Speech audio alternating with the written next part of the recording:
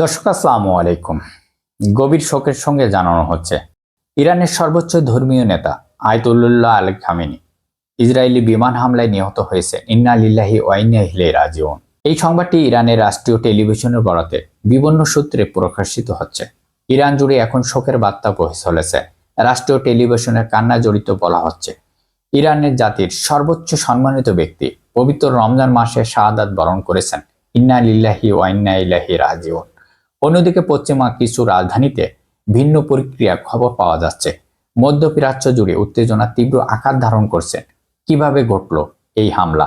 তবে প্রাথমিক তথ্য অনুযায়ী গভীর রাতে ইসরায়েলের বিমান হামলায় একটি নির্দিষ্ট লক্ষ্যভিত্তিক হামলা তেহরানের একটি সুরক্ষিত স্থাপনায় আঘাত আনা হয়। আর সেই হামলায় আয়াতুল্লাহ খামেনির সঙ্গে তার কয়েকজন ঘনিষ্ঠ সহচর নিহত হয়েছে।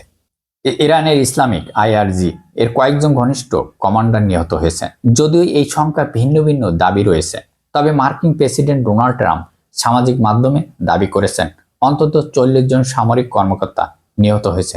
তবে ইরান সরকার আনুষ্ঠানিকভাবে নির্দিষ্ট কোনো নিশ্চিত করেননি। 1989 সালে ইমাম রুহুল্লাহ খামেনি এর মৃত্যুর পর থেকে আয়াতুল্লাহ খামেনি ইরানের সর্বোচ্চ নেতা হিসেবে দায়িত্ব পালন করে আসছিলেন।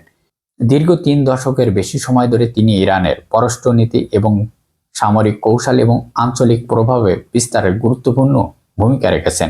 বিশেষ করে ফিলিস্তিনের ইস্যুতে তার অবস্থান ছিল অত্যন্ত চোখে পড়ার মতন। তিনি বারবার ইসরায়েলের বিরোধিতা করেছেন এবং ফিলিস্তিনের স্বাধীনতার পক্ষে সরব ছিলেন। এই নীতির কারণে ইসরায়েল এবং যুক্তরাষ্ট্র ইরানের সম্পর্ক ক্রমান্বয়ে উত্তেজনা হয়ে ওঠে। ইরানের ভিতরে পরিস্থিতি আজ সকাল থেকে তেহরানের রাজপথে মানুষের ঢল নেমেছেন। শোকের মিছিল, কালো পতাকা, স্লোগানে মুখরিত রাজধানী শহরগুলোতে। অনেকেই বলছেন নেতা চলে গেছেন, কিন্তু তার আদর্শ বেঁচে থাকবে আজীবন। ইরানের একজন কবির সেই বিখ্যাত লাইন এখন মানুষের মুখে মুখে উচ্চারিত, এমন জীবন তুমি করিবে গঠন, মরণে হাসিবে তুমি কাঁদিবে ভবন।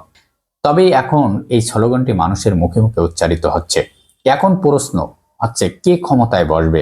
ইরানের সংবিধানের সর্বোচ্চ নেতা মৃত্যুবরণ করলেন, তবে বিশেষজ্ঞ পরিষদ অ্যাম্বাসিডর অফ এক্সপার্ট নতুন নেতা নির্বাচন করবে। সম্ভাব্য উত্তরসূরিদের মধ্যে কয়েকজন জ্যেষ্ঠ আলেম এবং রাজনৈতিক ব্যক্তিদের নাম উঠে আসছে। এই মুহূর্তে দেশটির প্রেসিডেন্ট এবং সামরিক নেতৃত্ব যৌথভাবে নিরাপত্তা পরিস্থিতি নিয়ন্ত্রণ কাজ করেছেন। যুদ্ধ কোন দিকে যাচ্ছে? তবে বিশ্লেষকরা বলছেন এই হত্যাকাণ্ড মধ্যপ্রাচ্য রাজনৈতিক নতুন মোড় নিতে পারে। ইরান ইতিমধ্যে প্রতিশোধের হুঁশিয়ারি দিয়েছেন। ড্রোন ও মিসাইলে হামলার মাধ্যমে পাল্টা আঘাতের আশঙ্কা করা হচ্ছে।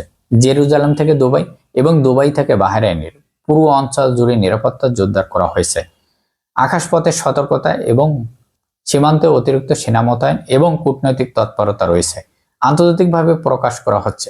জাতিসংঘ পরিস্থিতি শান্ত রাখার আহ্বান জানিয়েছেন। তবে মুসলিম বিশ্বের গভীর শোকের বার্তা আসছে বিভিন্ন দেশ থেকে। সামনে কি হতে পারে বড় প্রশ্ন।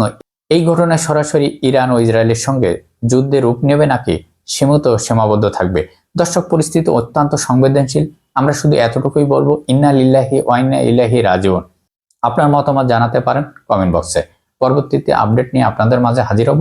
ততক্ষণ পর্যন্ত আপনারা সঙ্গে থাকুন। আল্লাহ হাফেজ।